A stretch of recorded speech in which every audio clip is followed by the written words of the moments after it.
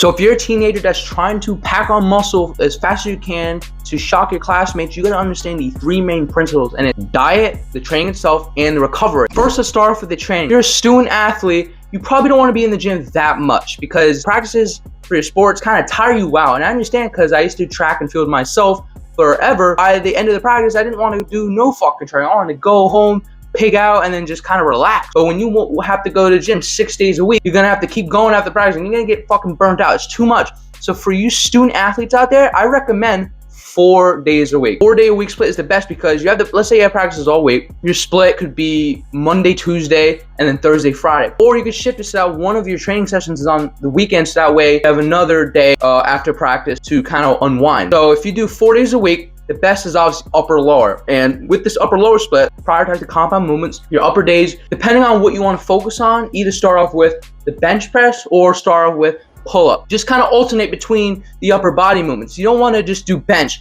then go to flies, and then do triceps, and then do your back and bis right after in a row. No, I think it's better to alternate. So you start with your first movement being push-related exercise, then you flip-flop to the lat pull-down or the pull-up, then you go back to one of the push movements. Now you do military press, and then you go to do the rows, kind of like that. Alternate, so that way it kind of gives your muscles that you just hit a break, so you're not just kind of burning out within the same session. Because I really love the way upper days are structured, but people can fuck it up because upper body, some people are like, oh, I gotta train my entire body, and they kind of make too many exercises out of it. Now they have, let's say, an incline bench, and then a decline, then pull-ups, then rows, then pullovers, then lateral raises, then flies, then triceps, then biceps.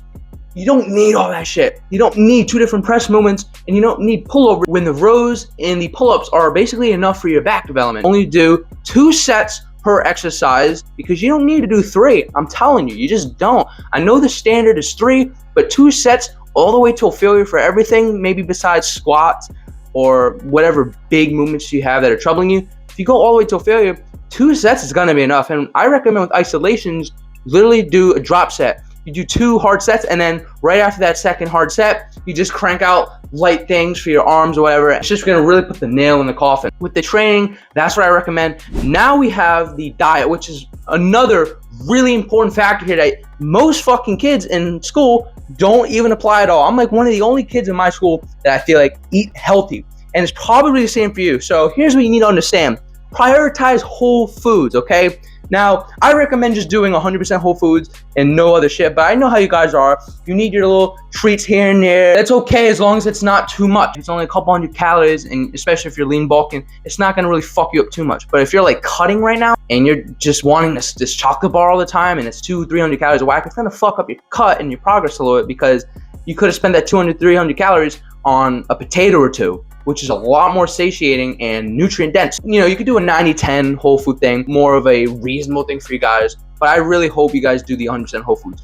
Whole foods, the proteins include steak, ground beef, chicken, fish, tuna, whatever. I really like chicken and tuna on a cut, and then while I'm bulking, I can go more for like the fattier meats because I can afford more calories because I'm bulking. So those are the proteins you need. Now to the carbs you need, listen to this because carbs are very important. Everyone just talks about, oh, protein, protein, protein. Carbs are just as important because that's what fuels your performance and helps really with recovery, like protein. So glucose, fructose, they're different, but as long as you get a mix of both, especially glucose, then you really complete the entire recovery process. Carbs, the best sources include potatoes, which I don't really suggest right before training. Those are more slow digesting, but you can do a potato like for your breakfast or after the training session. Oats are also slow digesting, but then you got fast digesting carbs like rice, cream of rice, and just fruit in general. So you got bananas, you got craisins, basically blueberries, honey. It all depends on how long you have until your training session. So let's say you have 2 hours until you gotta go to the gym and you have the time to eat right now.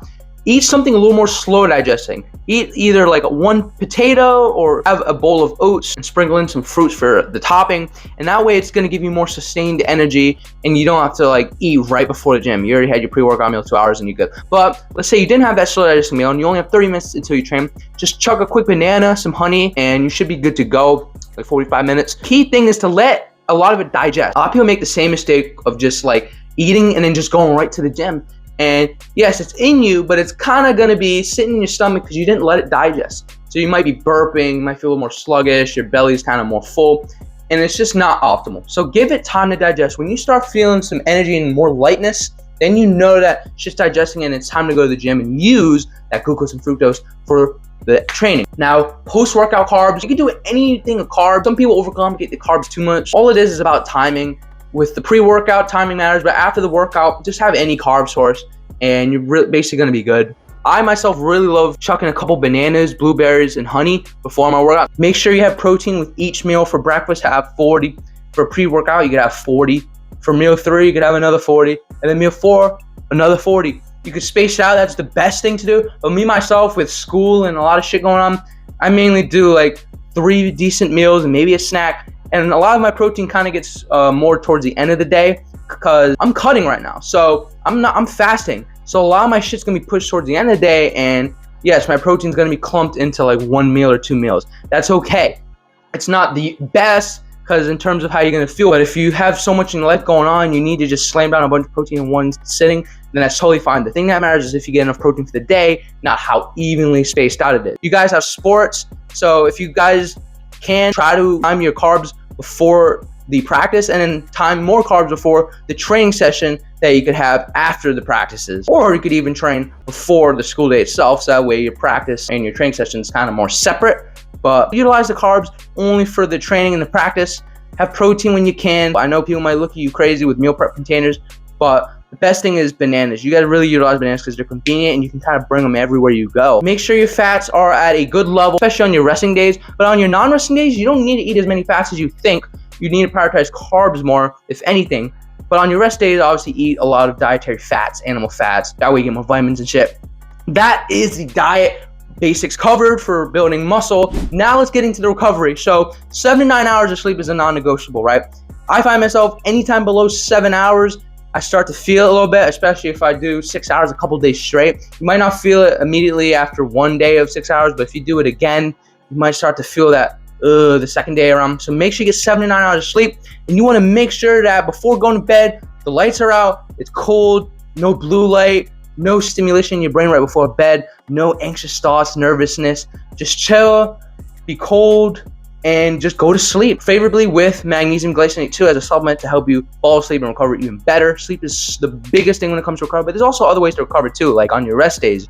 Don't just sit down all day. Make sure it's like an active rest day. Make sure you're still getting your cardio in, but you just don't need to lift weights. And you could even stretch if you have to as well, if you really want to prioritize flexibility and tightness and whatnot. Make sure that you have the right supplements that you need, creatine, vitamin D, especially if you're in a cold area. This all helps with recovery and just having that testosterone and the vitamins you need to basically have the best shot of building muscle. So that is basically the 3 main pillars of building muscle fast as a teenager. Hope you enjoyed the video here. If you want to learn more about how to lean bulk the right way when it comes to eating, check out this video here. I have a whole full course on that. You won't want to miss it. I'll catch you next time. See ya.